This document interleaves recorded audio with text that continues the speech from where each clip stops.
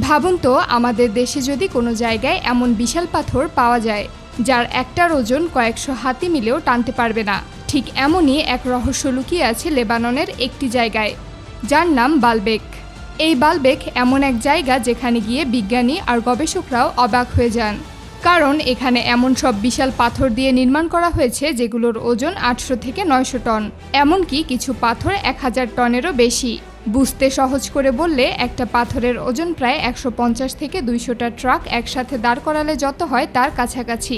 এই জায়গাটা বেইরুট শহর থেকে প্রায় 60 মাইল দূরে পাহাড়ের উপর আমাদের দেশের পার্বত্য চট্টগ্রামের মতো উঁচু এলাকায় অবস্থিত।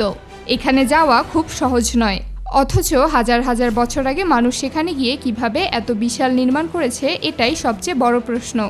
রোমানরা অনেক উন্নত ছিল, তারা বড় বড় স্থাপনা বানাতো।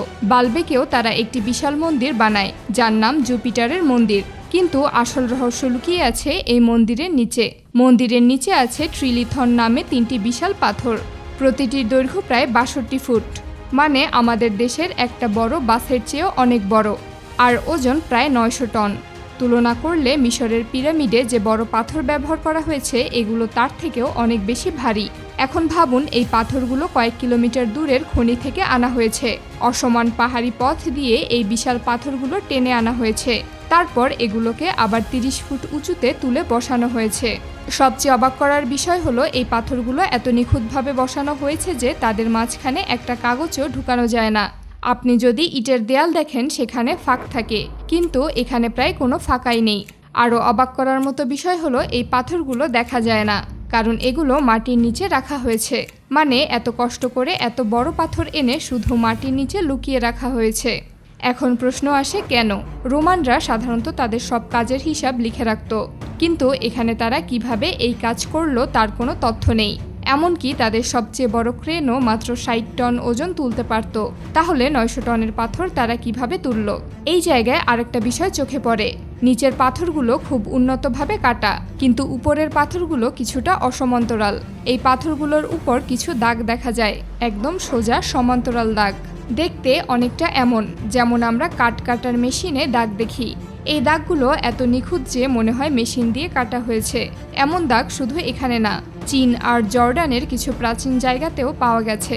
এমনকি আধুনিক মেশিনের দাগের সাথেও এগুলো মিল পাওয়া যায়। তাহলে কি প্রাচীন মানুষদের কাছে কোনো উন্নত প্রযুক্তি ছিল? এখানে এমন কিছু ছোট ছোট কাটার দাগও পাওয়া গেছে যেগুলো এত সূক্ষ্ম যে আধুনিক যন্ত্র ছাড়া করা প্রায় অসম্ভব। কিছু জায়গায় 1 মিলিমিটারেরও কম পাতলা লাইন দেখা যায়, এতই নিখুঁত কাজ। বালবেক এলাকায় প্রায় 40টির মতো 800 থেকে 1000 টনের পাথর আছে। এর বাইরেও অনেক পাথর এখানে মাটির নিচে থাকতে পারে। এখানে আরেকটি মন্দির আছে, ব্যাকাসের মন্দির। সেখানেও একইভাবে বিশাল পাথর ব্যবহার করা হয়েছে। রোমানরা যে স্তম্ভ বানিয়েছিল সেগুলো 65 ফুট উঁচু, কিন্তু তারা ছোট ছোট অংশ জোড়া দিয়ে বানিয়েছে, কারণ তাদের প্রযুক্তি এতটুকুই পারত। কিন্তু এর আগের কিছু স্তম্ভ এক টুকরো পাথর দিয়ে বানানো, যা এসেছে মিশর থেকে প্রায় 700 মাইল দূর থেকে। ভাবুন তো, আমাদের দেশ থেকে যদি কোনো বিশাল পাথর পাহাড় পেরিয়ে অন্য দেশে নিয়ে যেতে হয় সেটা কত কঠিন। গ্রানাইট পাথর খুব শক্ত, এটা কাটতে আধুনিক যন্ত্র লাগে, কিন্তু এখানে হাজার বছর আগে এমন নিখুঁতভাবে কাটা হয়েছে যেন আজকের মেশিন দিয়ে বানানো। অনেক পাথর ভেঙে ছড়িয়ে আছে, দেখে মনে হয় কোনো বড় দুর্যোগ হয়েছিল, হয়তো ভূমিকম্প বা বন্যা। বালবেকের কাছে একটা খনিতে stone of the pregnant women নামে একটা পাথর আছে, যার ওজন 1200 টন। আর 2014 সালে পাওয়া গেছে 1650 টনের একটি পাথর, যা পৃথিবীর সবচেয়ে বড় কাটা পাথর। এই পাথরগুলো পাহাড়ের নিচ থেকে উপরে কিভাবে আনা হতো এটা এখনো কেউ বলতে পারে না। সব মিলিয়ে বালবেক এমন একটি জায়গা যা আজও বিজ্ঞানীদের মাথা ঘুরিয়ে দেয়। শেষ প্রশ্নটা খুবই সহজ, আমরা যাদের প্রাচীন মানুষ বলি তারা কি আসলেই এতটা সাধারণ ছিল, নাকি তারা এমন কিছু জানতো যা আমরা আজও পুরোপুরি বুঝতে পারিনি?